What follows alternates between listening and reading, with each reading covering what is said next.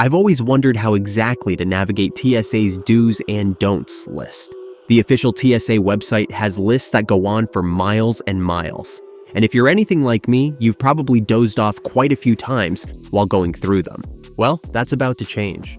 I loaded up on caffeine, scoured the TSA website, went through the customs regulations, and read through tons of online articles to come up with an ultimate list of don'ts that will help you breeze through airport security. So, let's get started. First things first, W hats up with the mysterious liquid limits? Now, you need to pack your bags for a vacation. What's the first thing that comes to your mind? I'm willing to bet that you're thinking about the liquid limit. Usually, it's the first thing you think about. Which ones should you pack in your check-in bag? Which ones should you take with you on the flight? It's a tricky thing to navigate. And while the TSA has come up with a 311 rule, it's still kind of confusing to understand. What's the 311 rule? Basically, you get 3.4 ounces per container of liquid, and it needs to fit into one quart-sized clear bag, and you get one per traveler.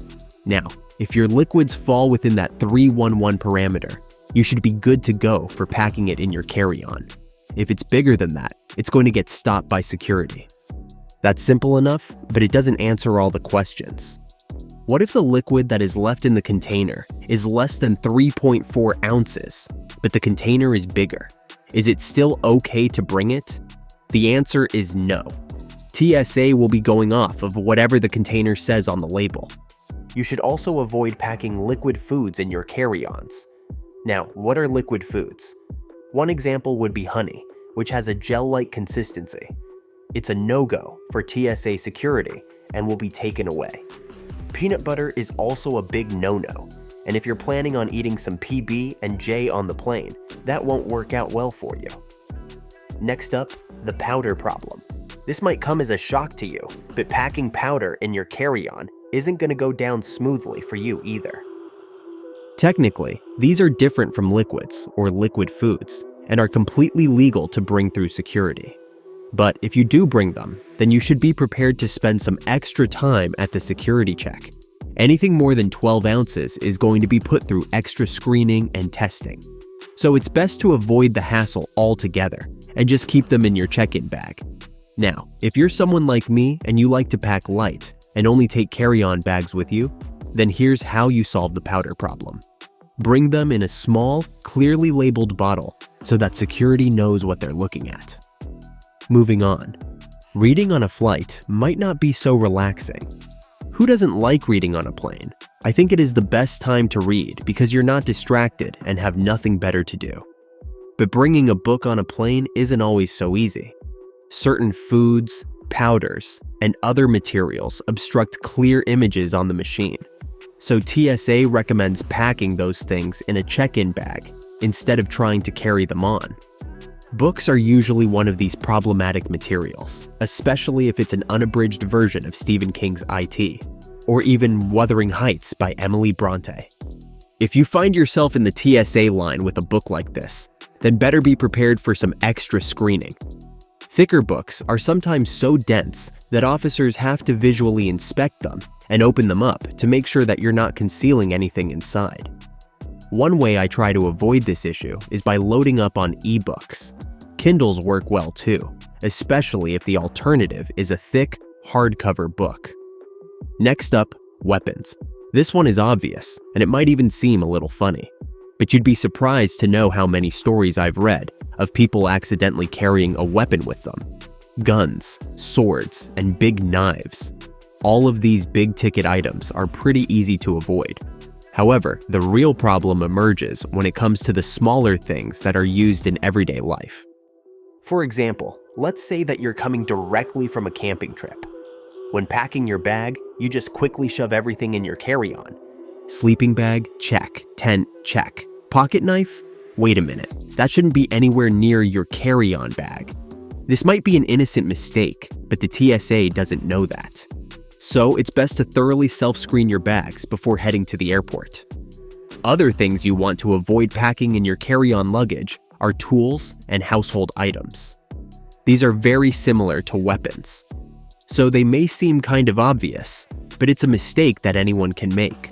For example, you'll want to avoid packing things like a screwdriver, hammers, pliers, and maybe even household appliances like a blender. Of course, they can't really cause harm on their own, but these things do tend to get stopped at security.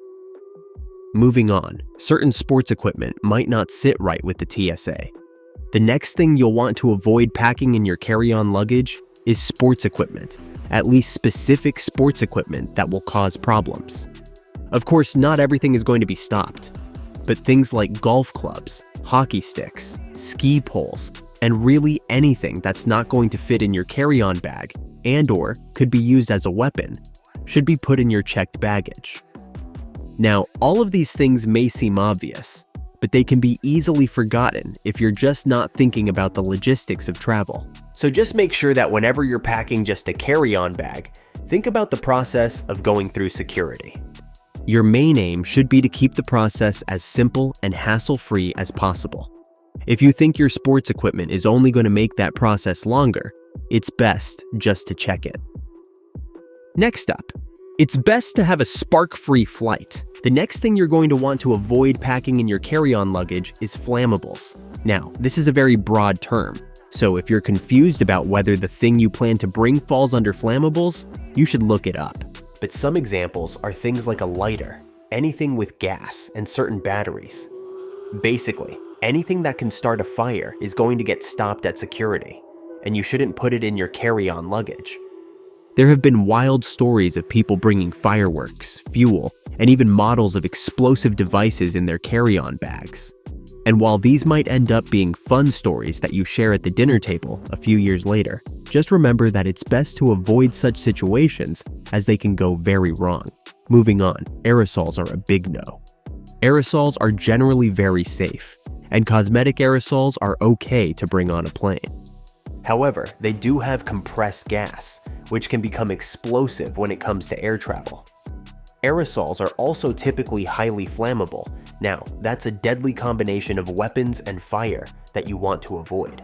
If the can is damaged, dented, or has a broken nozzle, chances are that airport security will be confiscating it. These present an unacceptable risk of exploding or catching fire, so it's best to avoid them in all cases. Now, cosmetic aerosols don't really raise an alarm for the TSA agents, not unless the can is visibly damaged. But when it comes to non-cosmetic aerosols, that's a different story.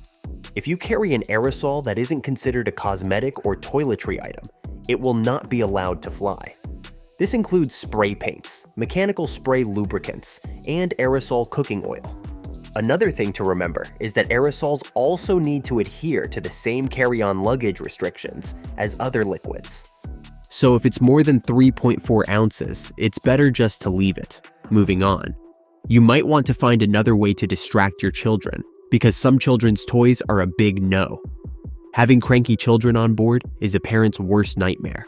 So they usually end up shoving random toys in their bags, hoping at least one of them will calm them down. But be careful, because these toys might end up making you late for your flight. If you plan on bringing a fortune-telling Magic 8 ball with you on a plane to keep your child distracted, think again. This toy might have too much water inside it. The same goes for other items, which might have a gel-like liquid in them. Your child might love playing with them, but for the duration of the flight, they're gonna have to find other toys to play with. Lastly, be careful of what you buy on your trips abroad. TSA is pretty strict about allowing foreign items to enter the country. So if you're thinking of buying an exotic plant, or maybe you say a pretty souvenir made up of straw, you'll have to think again. Customs officials will put these through extra screening before you enter the country, even if you don't see any pests yourself. Because of this, you may not even make it to your plane with that straw or coconut leaf hat. Officials in a lot of Caribbean nations confiscate materials like that because they know the US regulations. If you're coming home from Hawaii, Puerto Rico, or the US Virgin Islands, you may also have to leave fresh fruits and vegetables behind. Unless you bought the Hawaiian pineapple at the airport, where it's been USDA inspected and specially packaged, you may have to toss it if it doesn't pass inspection. So there you have it. Before packing your bags for your next adventure, ask yourself, do I really need that lighter fluid? And is that bottle of nail polish really worth the hassle? By avoiding these prohibited items, you can ensure a smooth and stress-free journey. Let us know if you have any more tips in the comments below. See you in the next video.